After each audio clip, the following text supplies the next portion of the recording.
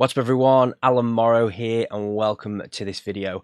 Today I want to talk to you about trance pads in the actual drop. Now before we do that, if you'd like to hit that subscribe and notification bell to be informed about new tutorials that I bring out each week. I'm doing a video now nearly every week.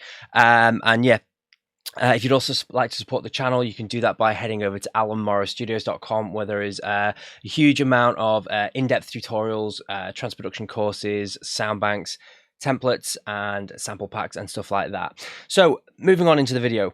So today I had a client where we were mixing down his track, or helping him mix down his track, and there's a scenario where his pads were kind of clashing with the leads in the drop.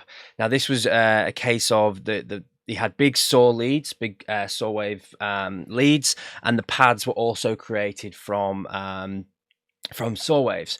Now there is a multitude of different ways that you can sort of get a bit of disconnect between these two sounds. When I say disconnect, I don't mean like them not sit nicely in the mix. I mean the separation from the sounds in terms of, you know, them not just smearing and sounding like a big mess.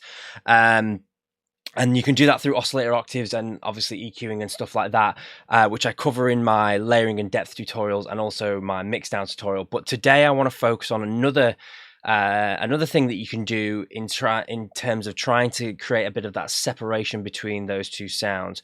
It can work, and it has worked for me before. It doesn't always work. You might just have too many saw waves in there clashing with your leads. But one thing that you can try to do to try and create that bit of separation and distinguishedness, if that's a word, between the two sounds, the saws and the pads, is turn to the pad oscillator the actual waveform. So maybe try like a square on one of them, or have a little bit of a play around and just sort of see. It could just be that changing one of those waveforms just gives that slight bit of separation between those sounds and stops them from sort of smearing together and sort of sounding a bit messy and sort of muddy. As I say, it can definitely work, and it has worked for me before, but that's definitely something to figure out for yourselves within your particular context of your track. So yeah, try some different waveforms as well with those pads. Obviously you want to make sure as well that you're happy with those waveforms earlier on if the pads are playing when they're not playing with those saws, but give it a try and see if it kind of works in your track. So I hope this helps. If you haven't yet done so, guys, as well, please be sure to head over to alanmorrowstudios.com and check out the AIM Studios production community.